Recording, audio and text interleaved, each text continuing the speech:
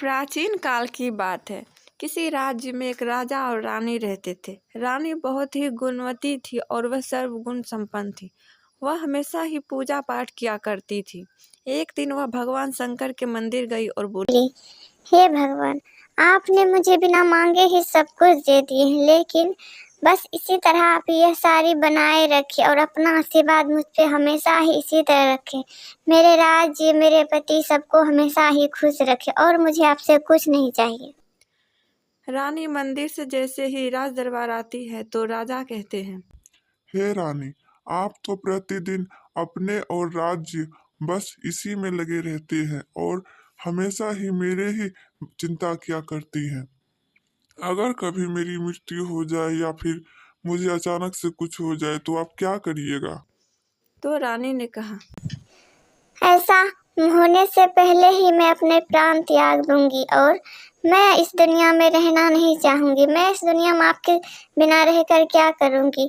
भगवान करे कि वह दिन कभी ना आए। जब भी हो तो मैं आपसे पहले ही मर जाऊं। राजा को रानी का बात समझ नहीं आया और उसने सोचा कि रानी जो कह रही है क्या वह सच है। तो राजा ने सोचा कि क्यों नहीं रानी की परीक्षा ली जाए। अगली सुबह राजा रानी के पास आए और बोले, हे रानी, मैं आज शिकार करने जा रहा हूँ और शाम हो जाएगी आते आते। आप अपना ध्यान रखिएगा। राजा ने दरबार में अपने सेनापति से कहा, सेनापति, मैं जैसे ही राजभवन से बाहर निकलूं, तुम रानी के पास जाकर कहना कि राजा का मृत्यु हो चुका है, उस पे शेर ने हमला कर दिया। ठीक वैसा ही हुआ। सेनापति और राजा दोनों राजभवन से बाहर निकले और थोड़ी ही देर बाद सेनापति जी ने रानी से कहा, रानी साहिबा, गजब हो गया। राजा साहब पर शेर ने हमला कर दिया और राजा साहब की वहीं मृत्यु हो गई।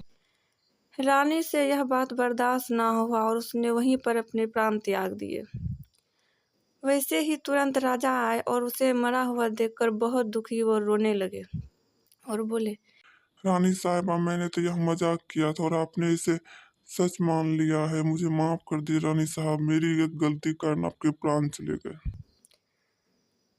रानी के मरने के बाद कुछ ही समय बाद राजा ने फिर से दूसरी शादी कर ली और उसी के साथ रहने लगे। एक दिन राजमहल में एक बहुत बड़े तांत्रिक आया और उसने राजा से कहा, राजा साहब, मैंने बहुत दिनों तक तपस्या किए हैं और तपस्या में मुझे यह चमत्कारी फल मिला है जिसे खाकर कोई इंसान कभी भी मरता नहीं है, ना ही वह बूढ़ा होता है। मुझे लगता है इस फल का जरूरत आपको है, इसीलिए मैं यह फल आपको देना चाहता हूँ। यह फल ले लीजिए और आप इसे खा लीजिए। राजा ने वह फल नहीं खाया। उसने सोचा कि मैं अब जीकर क्या करूँगा, मेरी रानी तो पहले ही चली गई है। उसने दूसरी रानी को वह फल खिला दिए।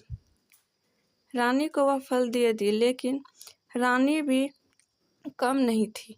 उसने वह फल सेनापति को दे दिए और कहा, यह फल आप खा लीजिए, मुझे इसका जरूरत नहीं है। आप ज्यादा दिन तक जीवित रहिएगा। और सेनापति ने कहा, ठीक है रानी, मैं यह फल खा लूंगा। लेकिन सेनापति ने वह फल एक गांव में नाचने गाने वाली औरत को दे दिया और कहा, यह फल तुम खा लो, क्योंकि मैं तुम्हें प्राणों से अधिक प्यार करता हूँ और तुम्हें कुछ हो जाए यह मैं देख नहीं सकता। तो उसने सोचा, मैं यह फल खा के क्या करूंगी। मुझे तो नाचने गाने का ही काम है और मैं इतना में ही सीमित रहती हूँ। क्यों ना मैं यह फल राजा को दे दूँ, वह पूरे राज्य का ही ध्यान रखते हैं। वह औरत राजा के पास आए और बोली, राजा साहब, मुझे यह चमत्कारी फल मिला है, इसे आप खा लीजिए, इसकी जरूरत मुझे नहीं है। राजा गुस्से में आकर बोले, तुम्हें यह फल किसने दिया? तुम जल्दी से बताओ, नहीं तो मैं तुम्हारा सर कर्म कर दूंगा। तो उस औरत ने कहा, मुझे माफ कर दी राजा साहब, मुझे यह फल सेनापति ने दिए। तो सेनापति आए और बोले, राजा ने कहा, तुम्हें यह फल किसने दिया है? तुम मुझे नाम बताओ, नहीं तो मैं तुम्हारा अभी सर काट दूंगा। तो सेनापति ने कहा, महाराज, मुझे यह फल कल रात में रानी साहिबा ने दिया। तो रानी साहिब आई और राजा ने कहा, तुम धोखेबाज हो, तुमने यह फल सेनापति को क्यों दिया? यह फल तो मैंने तुम्हें खाने के लिए दिया ताकि तुम जीवित रहो, और यह फल तो मैं सिर्फ तुम्हें इसलिए दिया था कि मुझे अगर कुछ हो जाए तो तुम जीवित रहकर यह राज्य संभाल सकती हो। लेकिन तुमने मेरे साथ धोखा किया है। मैंने अपने अर्धांगिनी को मार दिया। वह मेरी सच्ची पत्नी थी और वे भगवान के पास चली गई सिर्फ मेरी एक गलती से। और तुम धोखेबाज, मैंने तुमसे शादी किया और तुमने मुझे धोखा दिया। तुमने मुझे धोखा देकर मुझे सजा दी है और सेनापति ने तुम्हें धोखा देकर तुम्हें सजा दी है। आज से इस महल में रहने का कोई अधिकार नहीं है तुम्हें। इस महल से निकल जाओ और आज के बाद इस राज्य में भी कभी नजर मत आना। रानी बहुत ही दुखी हो गई और अपने कर्मों पे पछताने लगी, लेकिन अब हो भी क्या सकता था, जो होना था वो तो हो गया।